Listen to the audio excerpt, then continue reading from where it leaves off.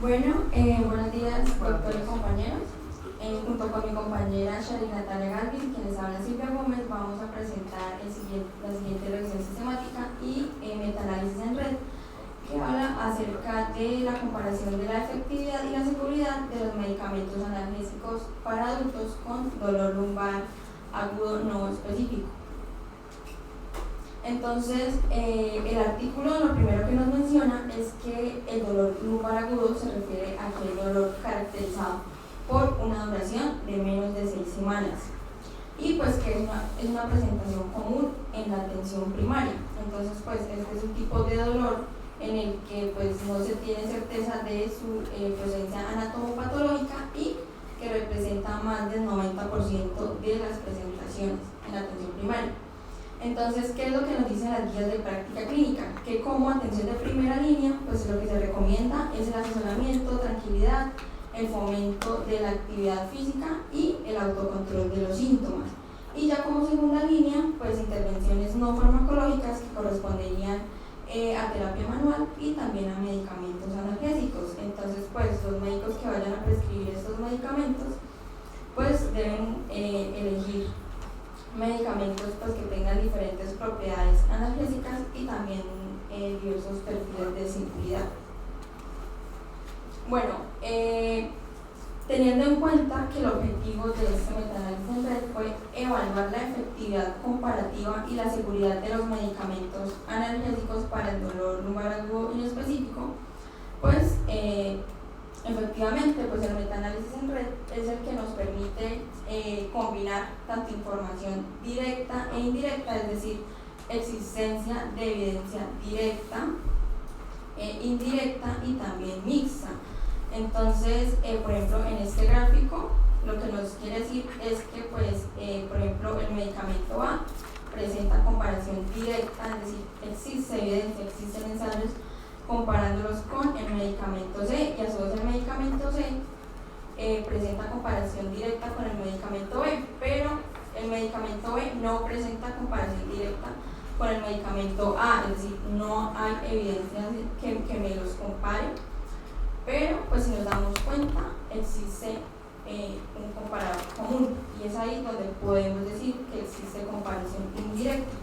Y pues la mixta es cuando hay evidencia directa e indirecta también. Y pues este tipo de estudio incorporó ensayos controlados con placebo y ensayos de efectividad comparativa. ¿Cuáles fueron los criterios de elegibilidad? Entonces, dentro de los criterios de inclusión, pues están ensayos controlados aleatorios de adultos con dolor lumbar agudo inespecífico.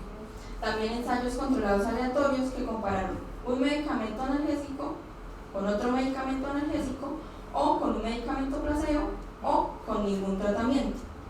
Y pues se incluyeron fármacos antiinflamatorios no esteroideos, paracetamol, opioides, anticonvulsivos, antidepresivos, relajantes musculoesqueléticos y corticosteroides.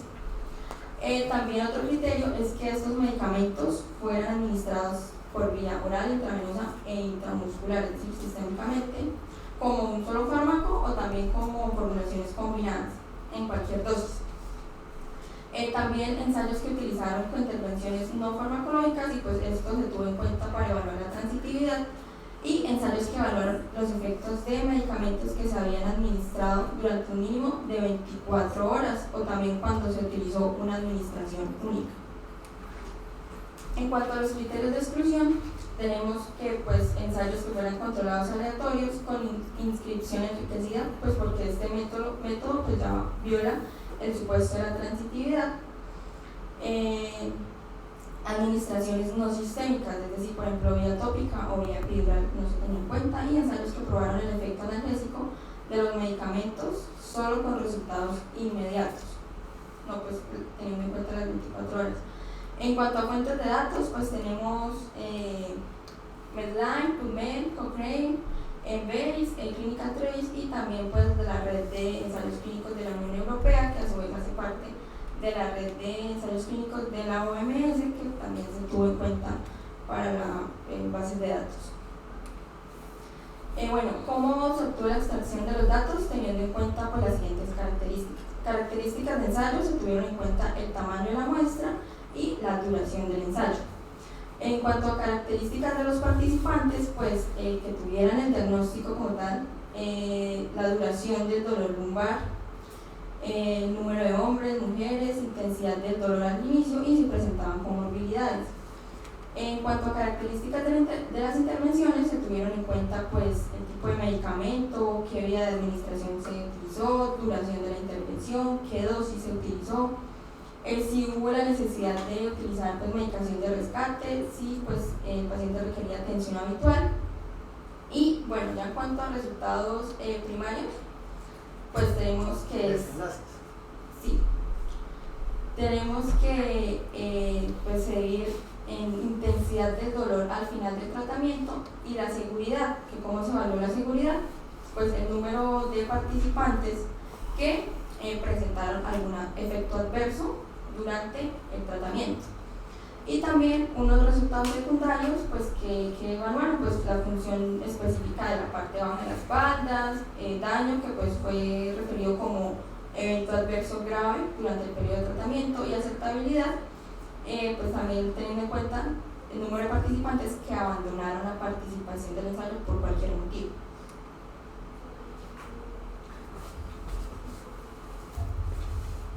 Bueno, posteriormente a los resultados se habló de lo que es el riesgo de sesgo, en el cual se tuvo en cuenta 5 dominios mediante la herramienta de Cochrane, en el cual se analizó lo que fueron los procesos de asignación al azar, se analizaron las desviaciones de las intervenciones previas en los pacientes, datos de resultados que faltaban, se hizo la medición de los resultados y se seleccionaron los resultados que se informaron. Posteriormente a esto se hizo una síntesis y un análisis de los datos mediante comparación en red de lo que fueron las distribuciones modificadas de los efectos preespecificados. Entonces acá se tuvieron en cuenta lo que fue la intensidad del dolor inicial, presencia de cointervenciones, tamaño de la muestra. En este principalmente una de las características era que los pacientes no tuvieran tratamiento previo, que se evaluó lo que es la dosis de medicamento y se utilizaron dosis por encima del rango de la dosis estándar.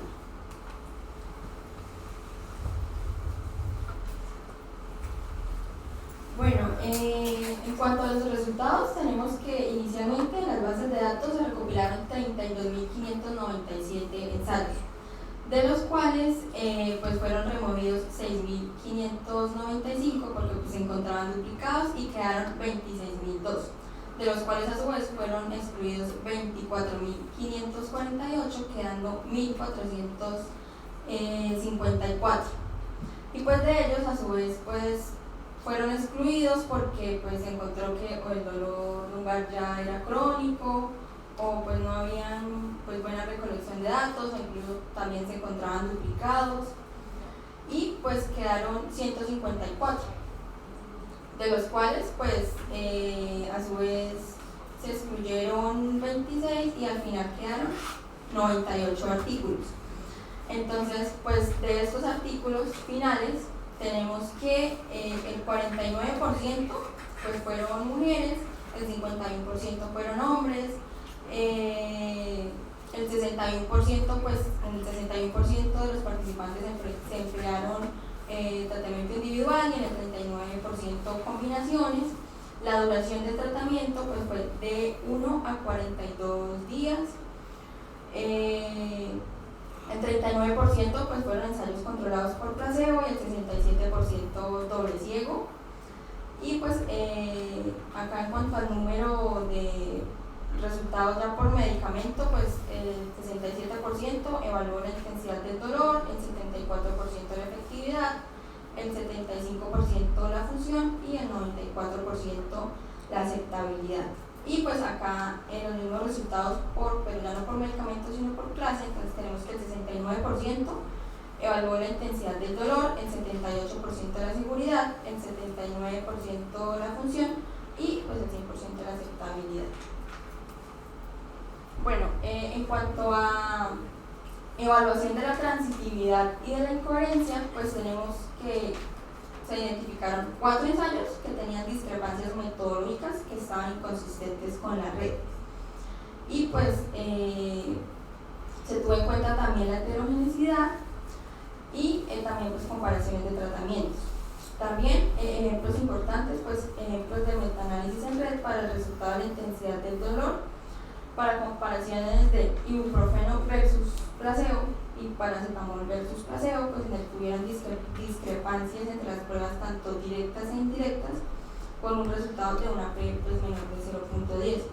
Y pues también se evaluaron las razones para disminuir la confianza, pues aquí se estimaron la imprecisión, la heterogeneidad y el riesgo de sesgo. Bueno, en cuanto a los análisis primarios, pues tenemos que inicialmente lo que se comparó fue la intensidad del dolor. Entonces, estos datos de intensidad del dolor se evaluaron en 98 ensayos.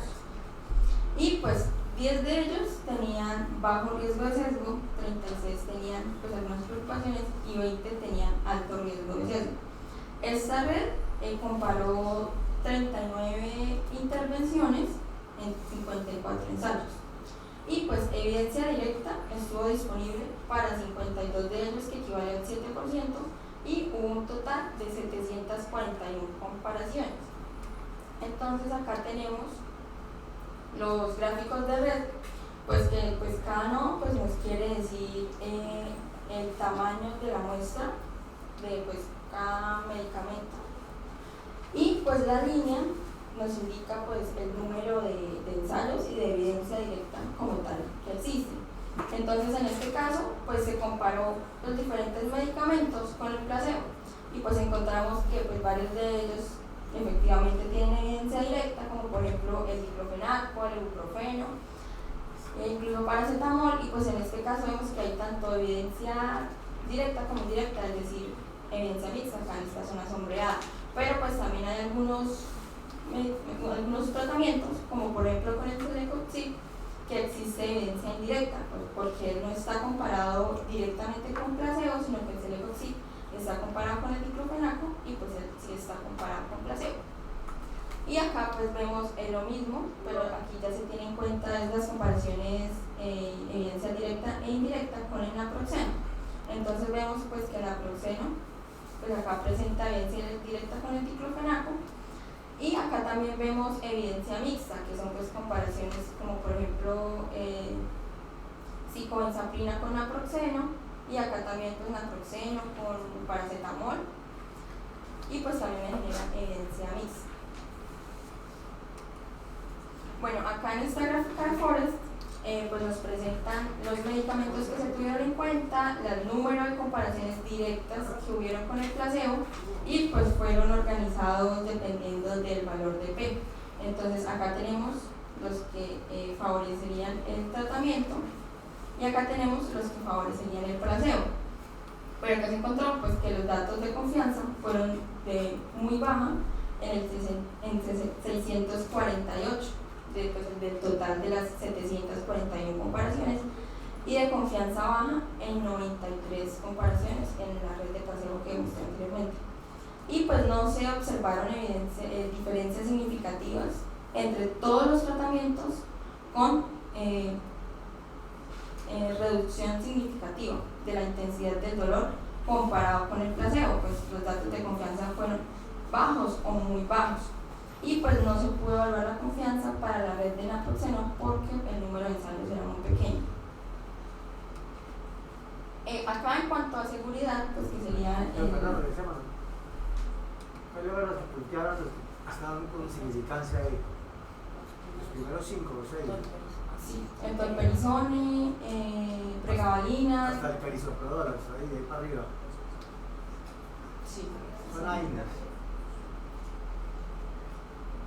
Y la tolpirizona, que aquí no tenemos tolpirizona. Los demás están todos acá.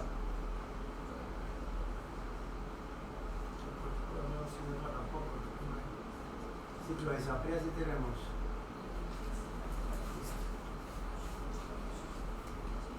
Bueno, acá en cuanto a seguridad, pues tenemos que 92 ensayos informaron que realizaron medición de la seguridad. Pero de estos 92, solamente 68 ensayos pues se analizaron en cuanto al número de participantes que manifestaron un efecto adverso, que esta fue la manera en la que se evaluó la seguridad.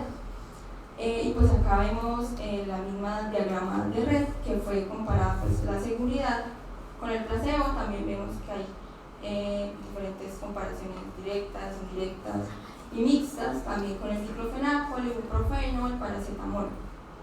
Y pues 9 de estos ensayos tenían bajo riesgo de sesgo, 41 tenían algunas preocupaciones y 18 ensayos tenían alto riesgo de sesgo. Y acá pues vemos la gráfica del Forest, donde igualmente nos mencionan los medicamentos, el número de comparaciones pues que estuvieron entre 0, 1 y 2, el valor de P, y acá también los que favorecían el tratamiento y los que con la seguridad favorecían el placebo. Y pues de estas comparaciones, 34 fueron de confianza muy baja, de moderada en 168 y de alta solamente 9, que equivale al 1%. Entonces, por ejemplo, acá el tramadol pues presentó un intervalo de confianza pues, de 1,5 a 4,5, que presentó confianza moderada. Paracetamol más tramadol de liberación sostenida, confianza moderada. El baclofeno también pues, presentó confianza baja, y paracetamol más tramadol presentó confianza moderada. Y esto se podría asociar con aumento de efectos adversos durante el tratamiento comparado con placebo. Los opioides fueron los que tuvieron más efectos adversos. Sí. Las combinaciones de opioides y baclofeno. Y ya esto sería el análisis secundario, que incluyeron en 65 ensayos, un total de 1.007 participantes, y pues de estos se excluyeron 3 ensayos. ¿Qué fármacos se tuvieron en cuenta? Antiinflamatorios no esteroideos no selectivos, y pues también se mide la intensidad del dolor y también la seguridad. Entonces la intensidad del dolor se analizó en 45 ensayos. Esta red que comparó 16 intervenciones, de estas 16 pues estaría incluida la de placebo, y 44 ensayos, y pues un ensayo no se conectó con esta red. Entonces la evidencia directa solamente estuvo disponible para 2 de las 120 comparaciones, y pues de estas 120, 114 fueron de confianza muy baja. Y pues acá vemos la gráfica de Forest, también vemos anticonvulsivantes, igualmente organizados con el número de evidencia directa y el valor de P, comparados pues también tratamiento versus el placebo. Y pues ya los resultados secundarios en cuanto a seguridad, pues tenemos que se analizaron los 46 ensayos, las 19 intervenciones, en 45 ensayos, y pues un ensayo no se conectó con la red. Evidencia directa solamente estuvo disponible para 27 de los 171, 7 fueron de confianza muy baja, 109 de confianza baja, 50 de confianza moderada y solo 5 de confianza alta. Y en comparación con el placebo, pues el aumento de los eventos adversos durante el tratamiento se podría asociar con fármacos antiespásticos que presentaron confianza baja, y pues los opioides débiles que presentaron confianza moderada. Los fármacos no selectivos antiinflamatorios no esteroideos más los opiáceos más el paracetamol pues presentaron confianza alta, y opiáceos débiles más el paracetamol presentaron confianza moderada. Los antiinflamatorios no esteroideos no selectivos más los antiespasmódicos no benzodiazepínicos presentaron confianza moderada.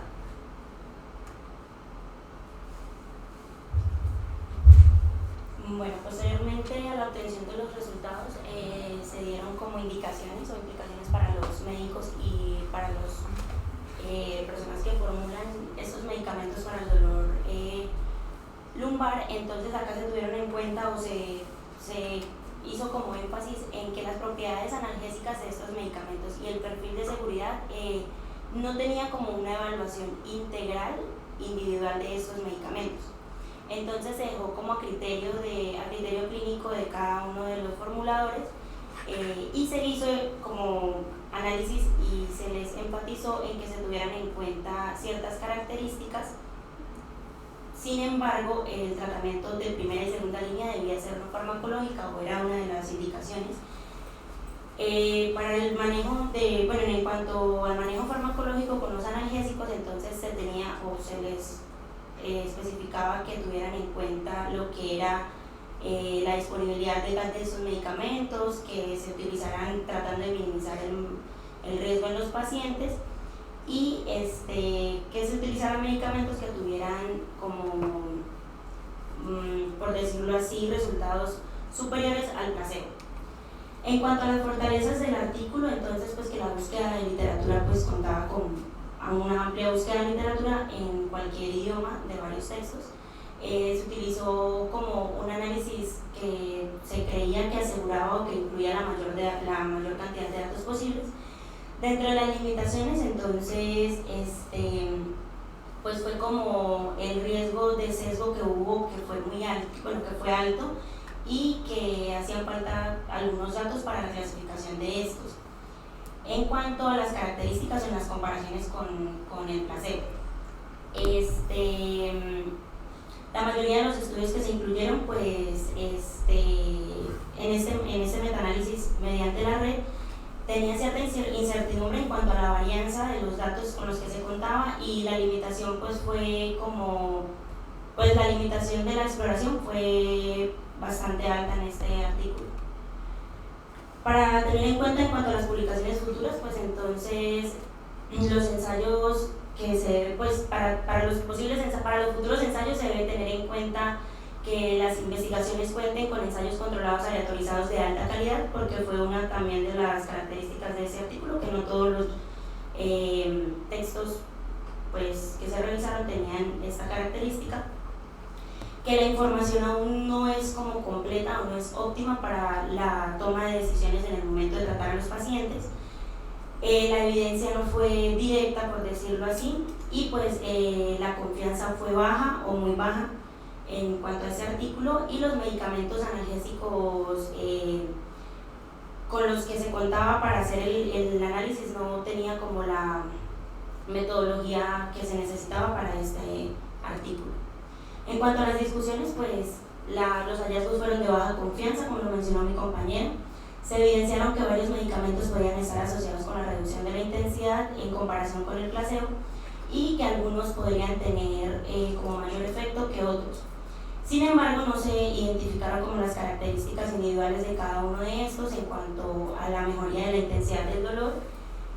Y en cuanto a las conclusiones, pues la eficacia y la seguridad son inciertas en este artículo, debido a que el análisis pues, de estos medicamentos no tuvo un nivel de confianza alto, por decirlo así, y pues se recomienda que en cuanto al enfoque que se le dé al paciente debe ser clínico, debe ser individualizado, y pues debe ser cauteloso teniendo en cuenta las características de cada uno de los medicamentos, y siendo, como por decirlo así, de elección tanto para el clínico como para el paciente.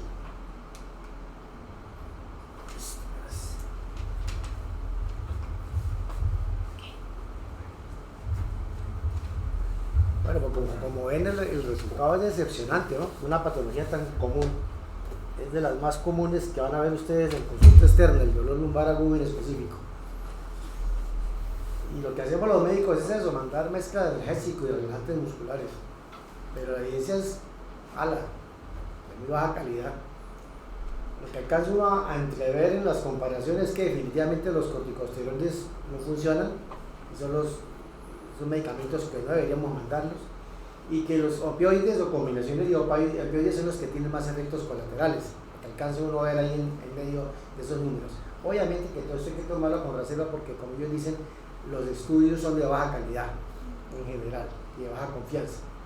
Entonces lo que uno debe llevarse para la casa es que uno debe, primero, nada farmacológico, recomendaciones, que se siente bien, que haga ejercicio, que baje de peso, todas las cosas que no sean farmacológicas, que se siente bien, que revise el puesto de trabajo, bueno, todo lo que ustedes han escuchado acerca de prevenir el dolor lumbar inespecífico, agudo. Porque uno ve que mandan muchos corticoides de depósito, eso no tiene ninguna evidencia científica. y sí puede ser riesgoso. O mandan opioides de alta potencia y el paciente empieza a tener muchos síntomas adversos, ¿no? Sedación, vómito, borrachera.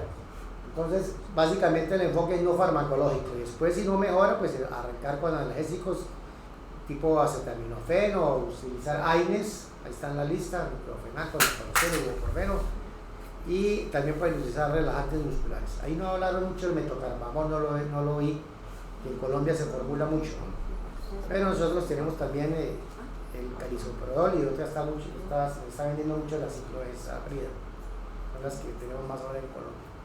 Entonces sería como lo que podemos dar.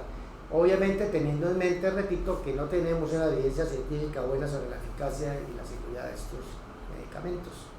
Entonces queda uno desilusionado con una cosa tan común, tan frecuente y no hay buena evidencia. Y en parte se explica porque estos medicamentos ya son viejos. No hay una casa farmacéutica poderosa metiéndole billete al estudio.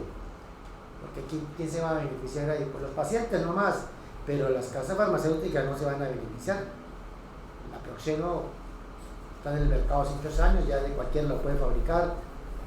Entonces, nadie está interesado en hacer estudios buenos, bien hechos, sobre ciegos, electronizados, no los van a hacer. ¿Y quién lo va a pagar? Entonces tendría que ser estudios hechos con patrocinio de los gobiernos, de los ministerios de salud, cosas de esos, pues que como no hay mucho interés en eso. Entonces hay una falencia muy grande porque esta es una patología de todos los días, lo van a ver ustedes, y que se genera muchos costos, porque muchas veces lo que hace el médico general se asusta y empieza a pedir radiografía de columna lumbosacral. La utilidad de la radiografía de columna lumbosacral en el diagnóstico y manejo del paciente con lumbalgia aguda e inespecífica es nula, a no ser que el examen físico oriente hacia algo, pero tras un examen físico donde ahí le duele un poquito los músculos y no tiene nada más, no le pida radiografía, no sirve para nada, no tiene sensibilidad, especificidad, valor predictivo, no tiene nada. Entonces los exámenes que no sirven, como el electroencefalograma para el dolor de cabeza, eso no sirve. Pero pídete los rayos, y raya uno me hiciera una radiografía, ay, si tengo un disco, no, ahí está, y le echan la culpa a eso. No, lo que tiene que examinarlo bien al paciente, si no le encuentra nada objetivo y un poquito de espasmo muscular, pues le echa todo el cuento de la postura, el ejercicio, bajar de peso, y con eso usualmente es suficiente, porque eso se autolimita. Yo no sé si ustedes han tenido lumbalias, eso se autolimita, eso le pasa a uno. Cada unos días uno ya no tiene dolor. Pero ojo con eso, no empezar a mandar cosas. Entonces de una vez le mandan una resonancia, uy, pero ¿a cuento de qué? Y preciso le sale un disco ahí deshidratado, el disco inocente ahí viejito. Pero ojo con eso porque se usa mucho el diagnóstico y muchos medicamentos.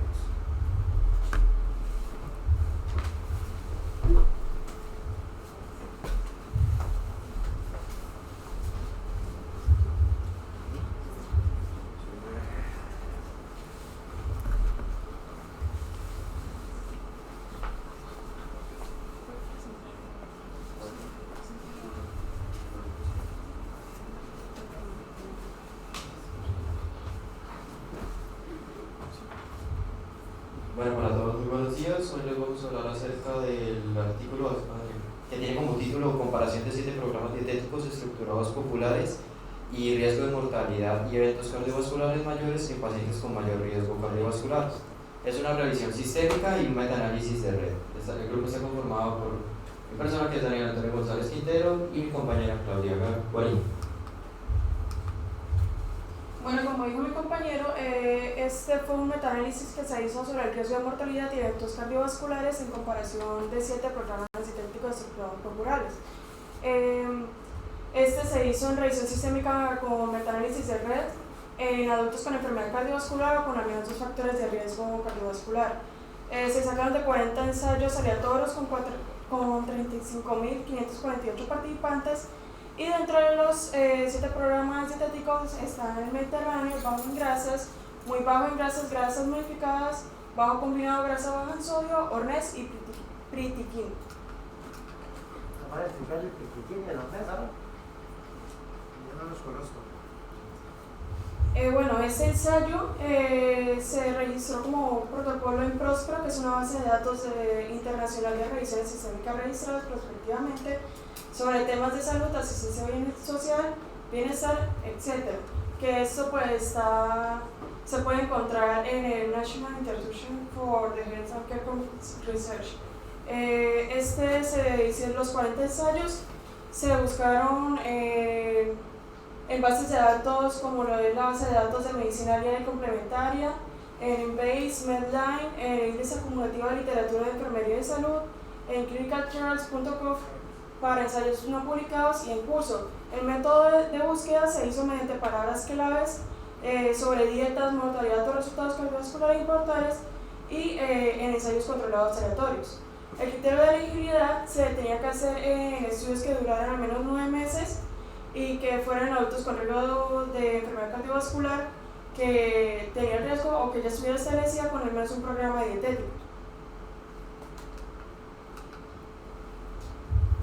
Listo, entonces continuando con la extracción de datos y evaluación del riesgo de sesgo, tenemos que mediante la herramienta de Cochrane de riesgo de sesgo, los revisores evaluaron el riesgo de sesgo de forma independiente y por duplicado. Entonces, ¿cómo se va a clasificar el bajo riesgo general de sesgo?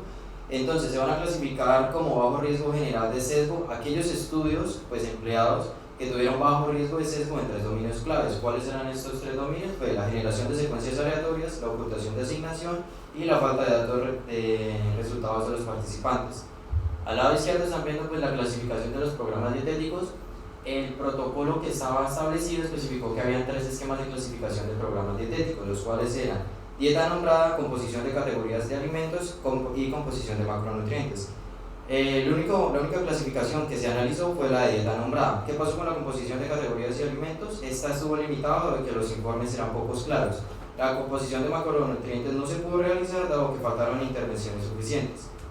Respecto a las dietas que se evaluaron, fue bajo en grasas, muy bajo en grasas, combinado bajo en grasas y en sodio, grasa modificada, la dieta mediterránea que consiste en un aumento de la ingesta de pescado, frutas, verduras, el aumento de la ingesta de grasas monoinsaturadas, ustedes se preguntarán ¿cómo cuál? Como el aceite de oliva. También tenemos la dieta Arnés que consiste en una ingesta total de grasas reducidas del menor del 10% de la ingesta calórica, principalmente a base de plantas, y la dieta Pritikin, que es una ingesta de carbohidratos del 70-75% de la ingesta calórica, ingesta total de proteínas del 15 al 20% de la ingesta calórica y una ingesta total de grasas del 5 al 10% de las ingestas calóricas. Y también se estaba evaluando la intervención mínima, que eran, por ejemplo, como lo es la dieta habitual con ningún consejo, derivaciones a su propio médico, la atención habitual y la programación no dietética o consejos dietéticos mínimos. Entonces, ¿por qué se quiso hacer una división en cuanto a bajo en grasas y muy bajo en grasas? Se quería evaluar pues de manera más específica, en la cual pues la dieta baja en grasas era aquella que tenía del 20 al 30% de porcentaje de calorías provenientes de las grasas, y la muy baja era aquella que tenía un porcentaje menor o igual al 20% de las calorías provenientes de las grasas. Acá está pues arriba a la izquierda la especificación de cada una de las dietas, pues, por si lo quieren revisar. Y pues además tenemos que la intervención mínima, ¿qué puede incluir? Puede incluir, por ejemplo, aquellos pacientes que no iban a recibir ningún consejo dietético. Además de eso, se realizó un análisis de subgrupos con el objetivo de explorar el potencial de modificadores del efecto de dieta. ¿Qué quiere decir esto? Durante los 40 ensayos que se utilizaron para este estudio, algunos de ellos tenían unos modificadores de efecto, por ejemplo, como lo era dejar el hábito de fumar. Querían ellos verificar si estos modificadores tenían algún impacto o no. Además, hubo algunas limitaciones acerca de los datos sobre el cumplimiento de la dieta, como cual, pues en algunos ensayos no se especificaba si el paciente cumplió o no con toda la dieta que se había establecido. Al lado derecho tenemos el análisis estadístico, pues estamos viendo que por ejemplo se utilizó el modelo de efectos aleatorios que tiene pues el nombre de Simonian y Lair. Las pruebas de Harvard, que son las pruebas de Harvard, son aquellas que se utilizaron para la comparación directa de informadas de 10 estudios pequeños o más, y está la Stata versión 16, que es prácticamente para la realización de metaanálisis de efectos aleatorios. Además de eso, tenemos que se calcularon 2 diferencias de riesgo, asumiendo un riesgo inicial intermedio y un riesgo inicial alto. Esto es muy importante porque pues ahorita se van a presentar unas gráficas que hacen relevancia a esto. Además de eso, se hizo un metaanálisis de regresión con el objetivo de investigar los efectos de la duración del seguimiento y la presencia del componente de programas además de la dieta. las características de este estudio consta de que de 412 ensayos se hicieron un filtro y de esos 412 quedaron 40. Solamente 9 de esos estudiaron una población de prevención primaria y 31 de estos fueron de estudio de prevención secundaria.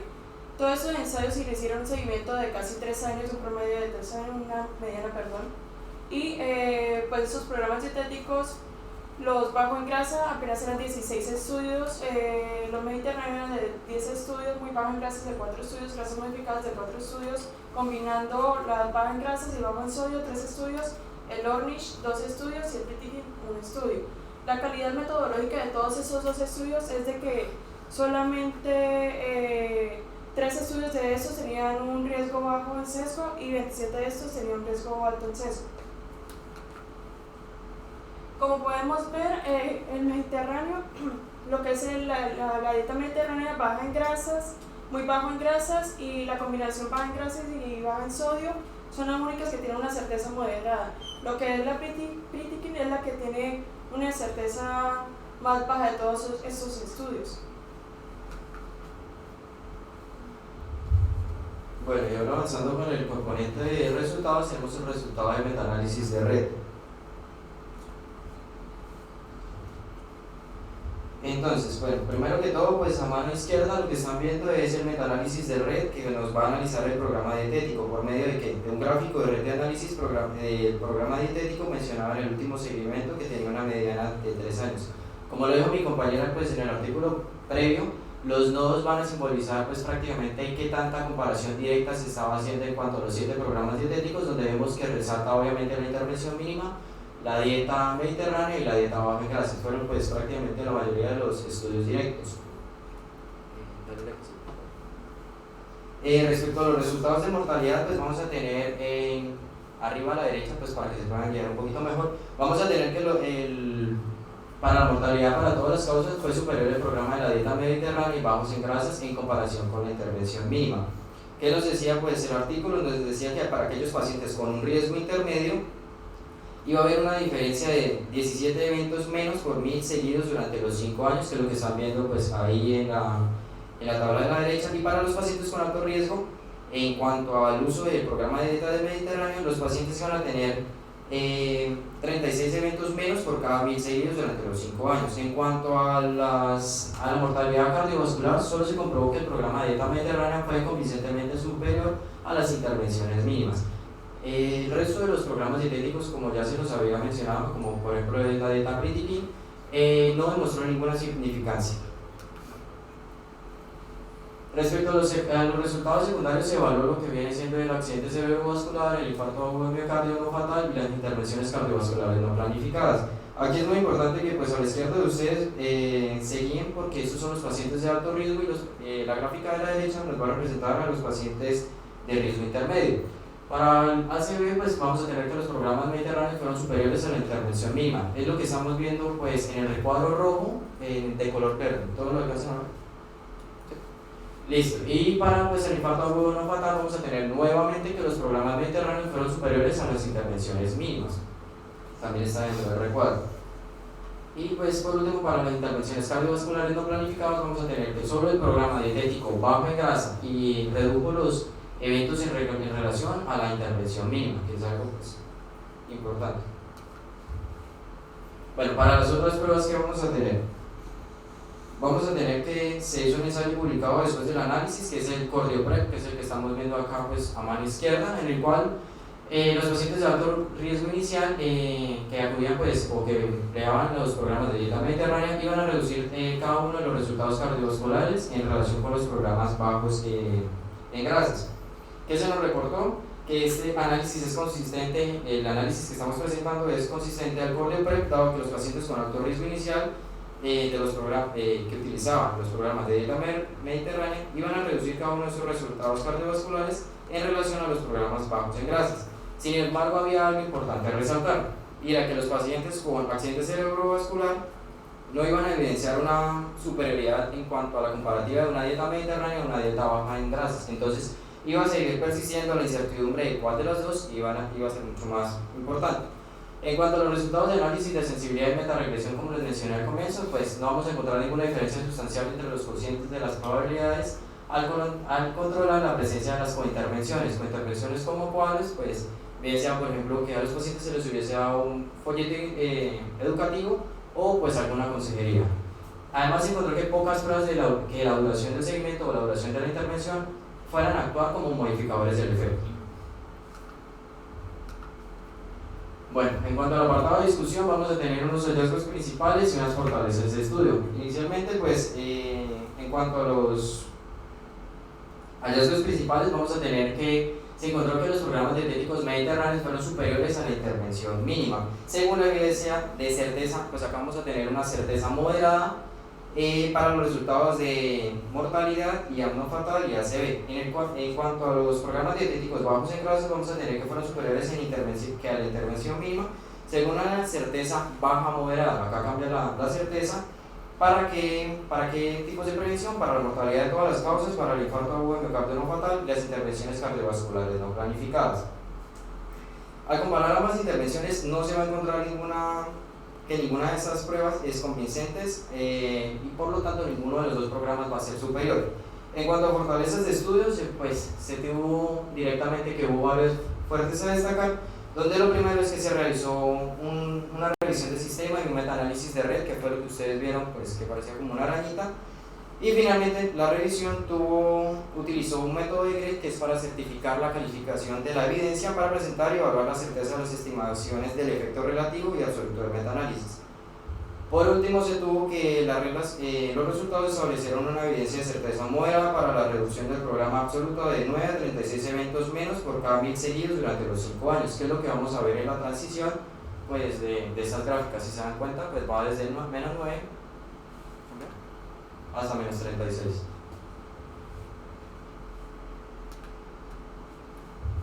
Bueno, las limitaciones que tuvieron este estudio fue primero la modificación de programas dietéticas para distinguir los programas bajo en grasas estándar, que tenía como objetivo la reducción de grasas a menor del 30% de la ingesta, de los programas que tenían una reducción del 20% de grasa de ingesta calórica.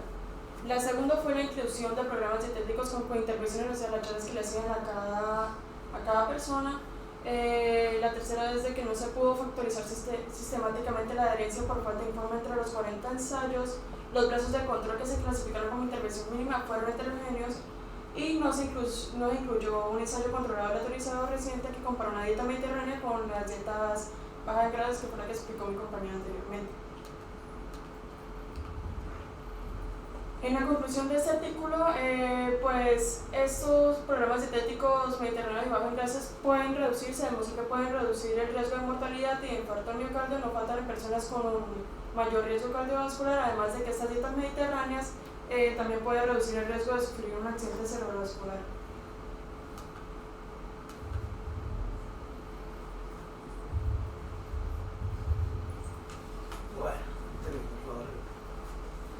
Es un tema muy discutido, que ustedes han dado cuenta.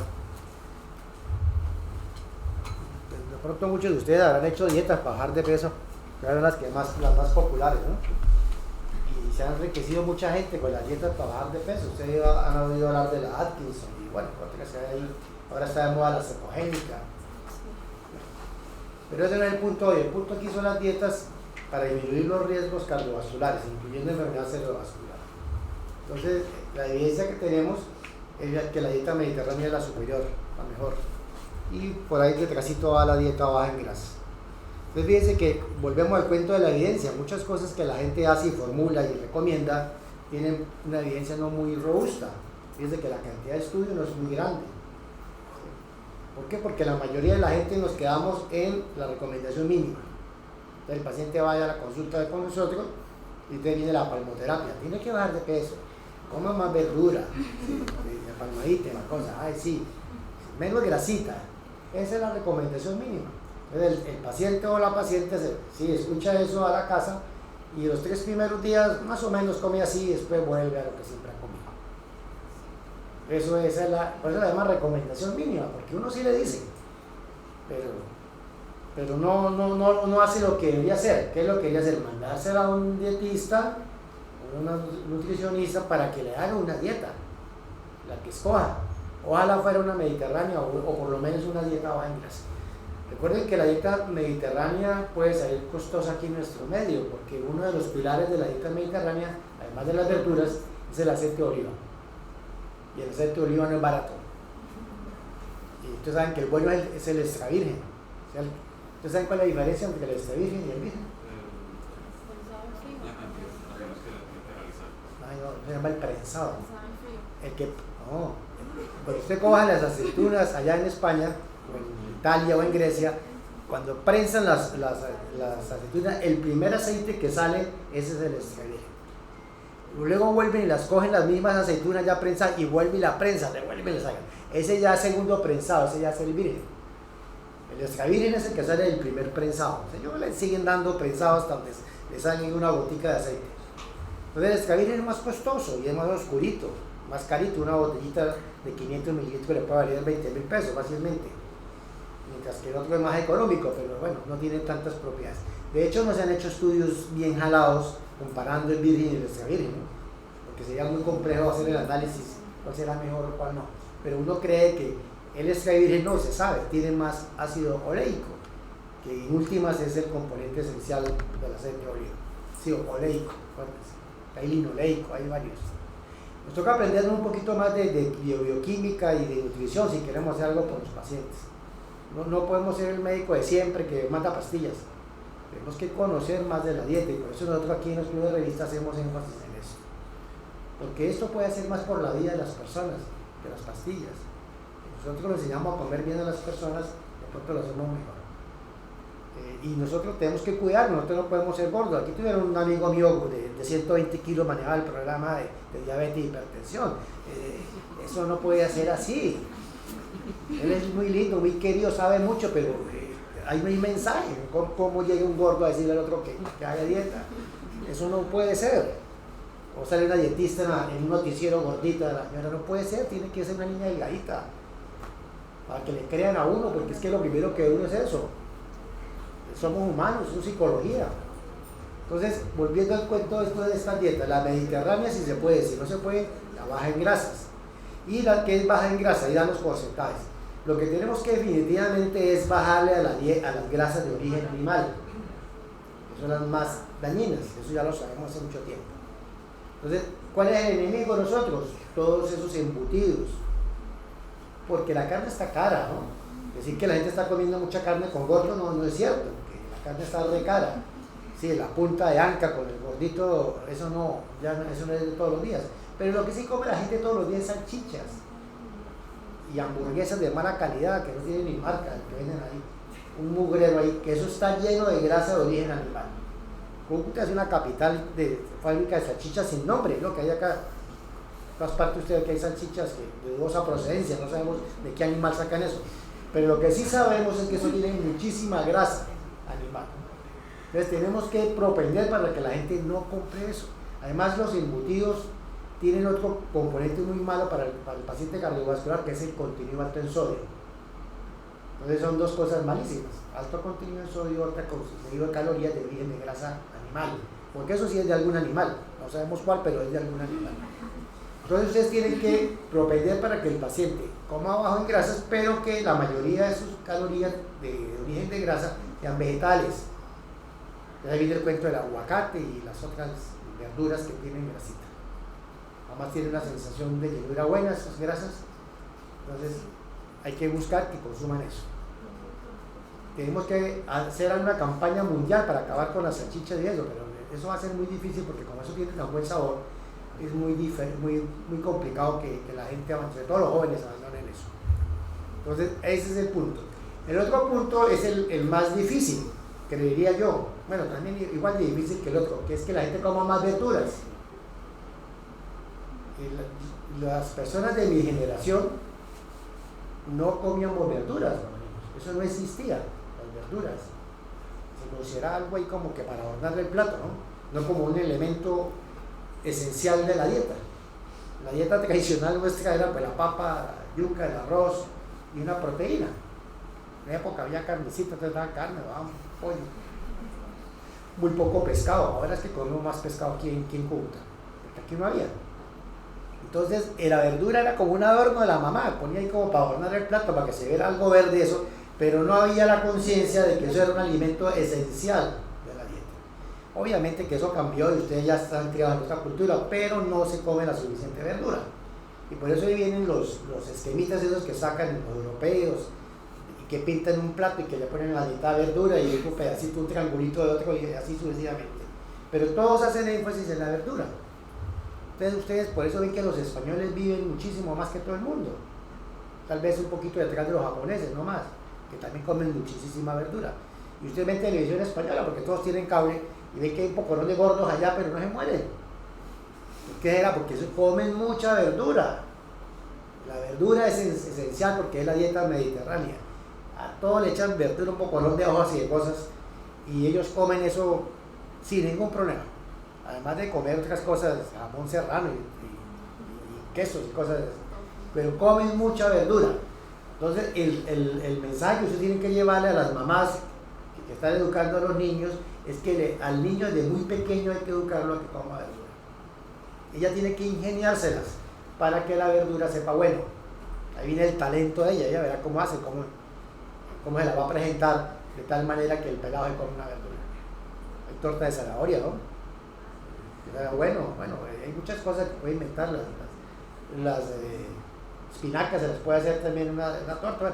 Hay muchas cosas que se puede ingeniar para que la persona coma más verdura. Entonces esos son los dos pilares: bajarle las grasas y aumentar las verduras.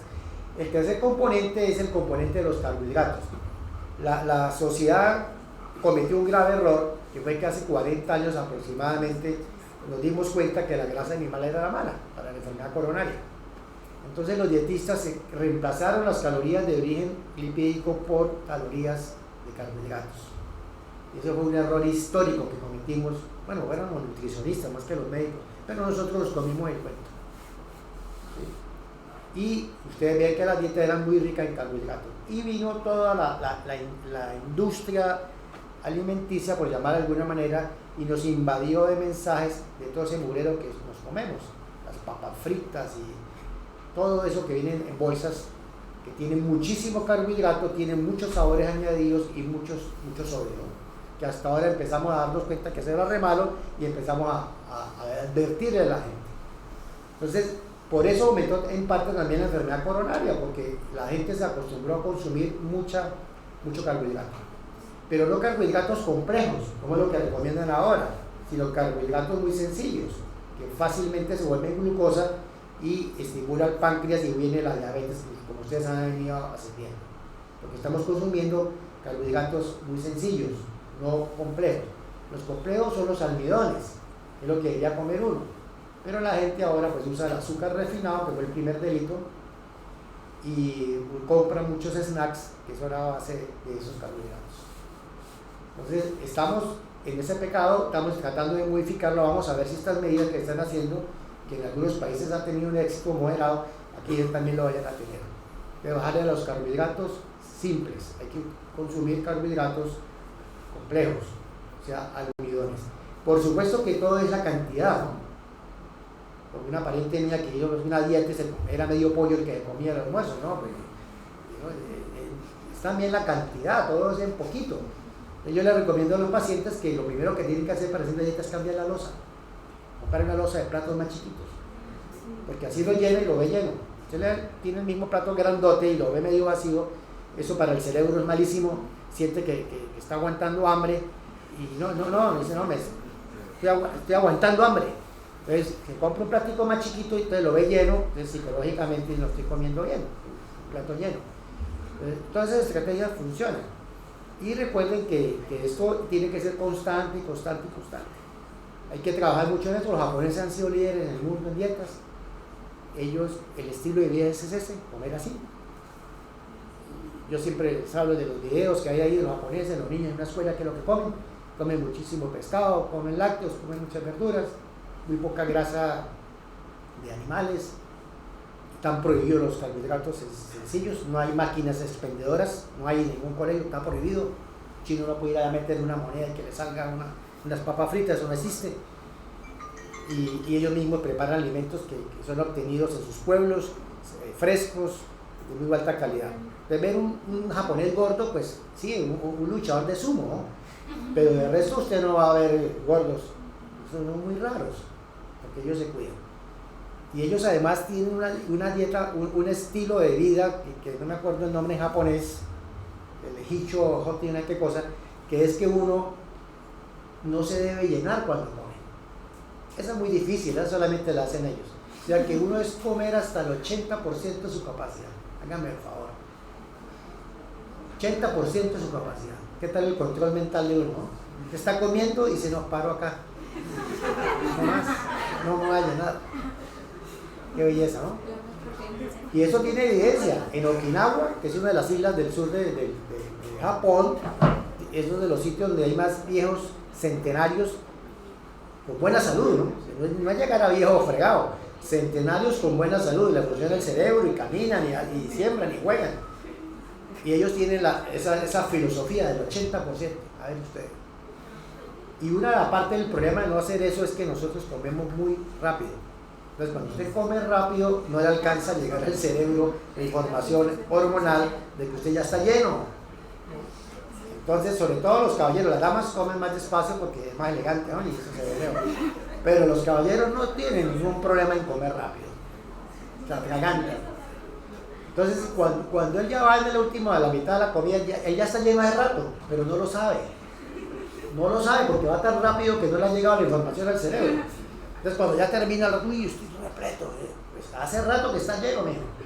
Hace rato que está lleno. Pero usted no sabe, no lo supo porque a esa velocidad de masticación, para que traga entero.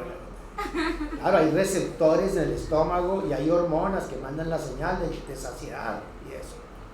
Entonces, por eso no sé cuántas veces hay que masticar cada bocado, 10 veces, no sé cómo se dice. Eso hay unas reglas ahí, que hay que masticar muy despacio, para que la saciedad aparezca. Entonces, los que quieran ser bien delgaditos, entonces el 80% de la saciedad. Eso hay libros sobre eso, de los buenos consejos de los japoneses. Pero eso no la recomiendan porque nadie la sigue, no hay un latino que sea capaz de hacer eso. Pero sí podemos seguir las otras dietas de la mediterránea, y si no alcanza el bolsillo para comprar el aceite de oliva, entonces utilicemos la dieta baja en grasas. Vieron al final estas otras, las dos últimas dietas que nombraron que tienen muy poca evidencia, la Ornish, ¿qué llama esta?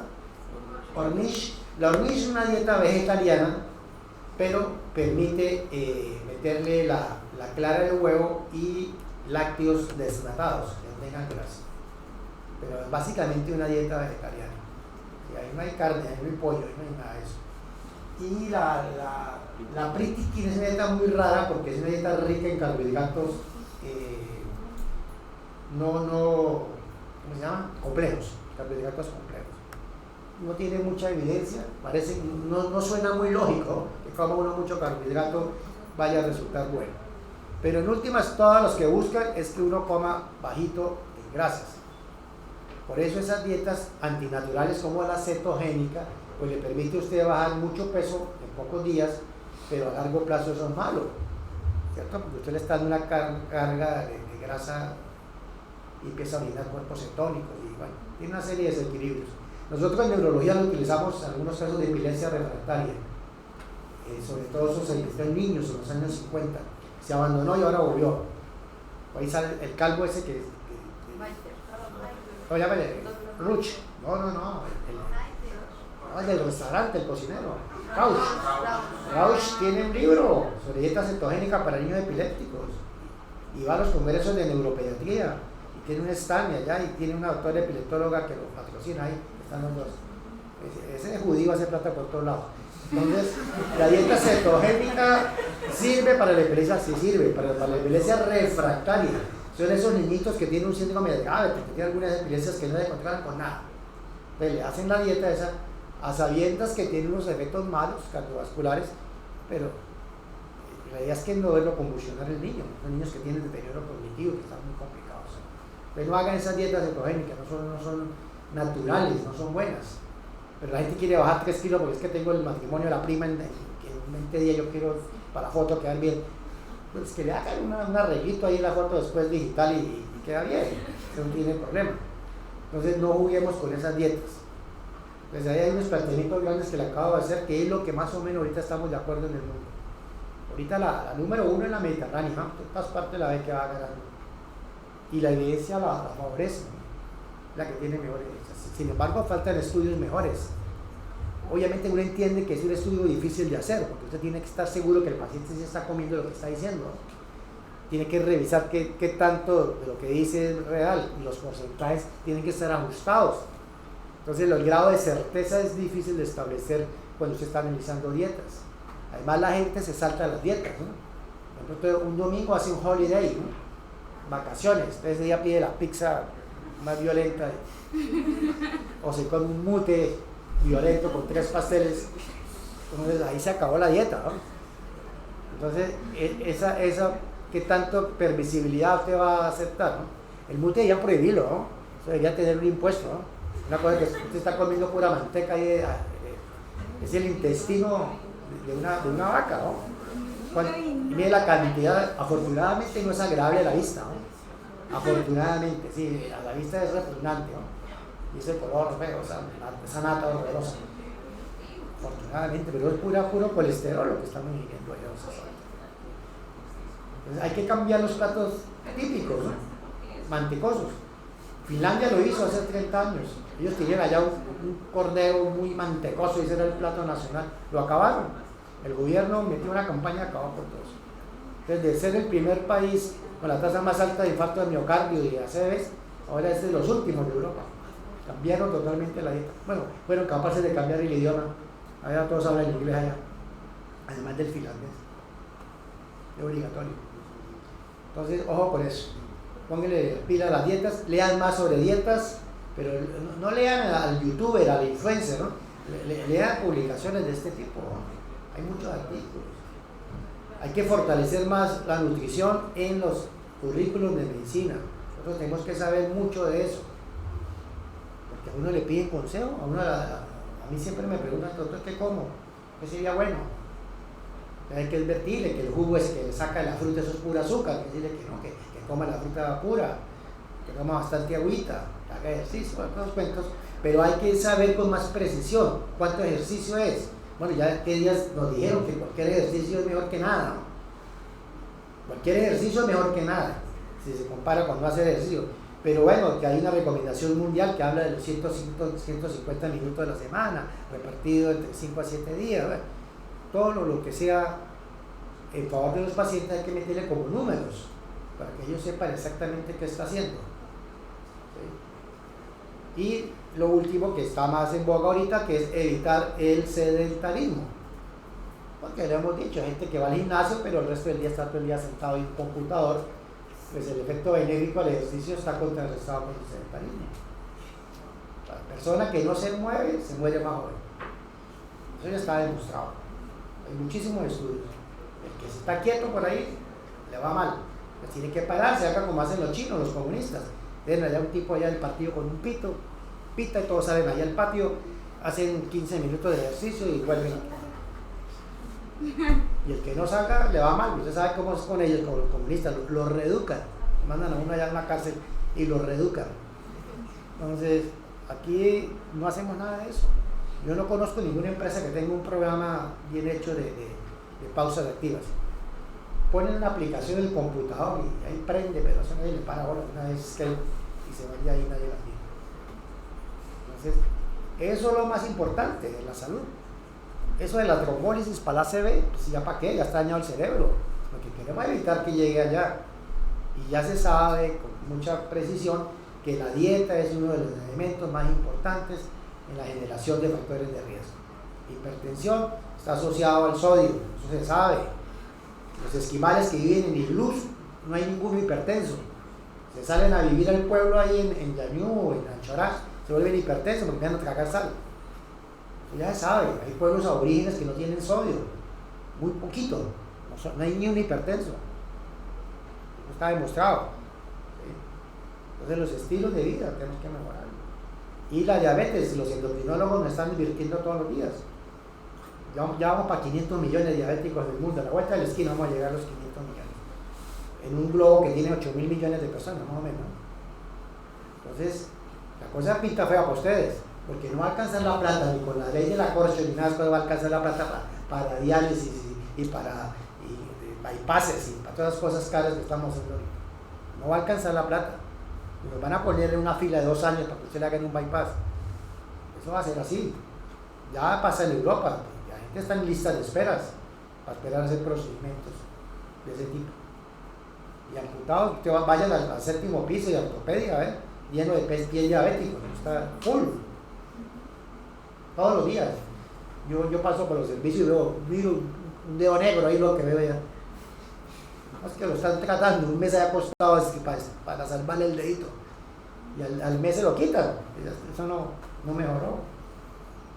Eso no es medicina. Quitarle el dedo a una persona, quitarle un pie, ¿qué medicina va a hacer eso? Sí, le salvamos la vida, pero dejamos una persona discapacitada. Y gente que no es vieja necesariamente, ¿no? Pero, ojo con eso, trabajen a la dieta, ojalá algunos de ustedes se dediquen a eso, sean nutriólogos, médicos, nutriólogos, claro, y deportólogos, pero de buena calidad, no para montar un gimnasio y llenarse de plata, ¿no? Sino para ayudar a la gente. Sí, deberíamos contratar más gente para eso, más deporte, sale más barato montar un montón de parques con juegos y ponerle profesores mañana, tarde y noche, nos sale muchísimo más barato que tratar a toda esa gente con los puentes coronarios, etc. Cada estén vale como 20 millones de pesos, ¿no? Cada estén medicado, que tienen que ir con medicamento, ¿no? Y los que le ponen 3, a uno lo dicen orgullosísimos, yo tengo 3 estenes. Me lo dicen con orgullo. Hicieron cirugía a corazón abierto. Uy, eso fue a París y volvió al hombre. Sí. Eso era avergonzado que por el estilo de vida le taparon las arterias. Eso vale muchísimo dinero. Muchísimo dinero. Y muchos de ellos no vuelven a trabajar, como yo estoy malito el corazón, yo no puedo trabajar más. ¿Para qué nos sirvió habernos gastado 200 millones de pesos si no va a producir un peso? En última es todo la salud. En el mundo moderno capitalista que estamos, es para que esa gente siga en el mercado productivo y siga generando riqueza.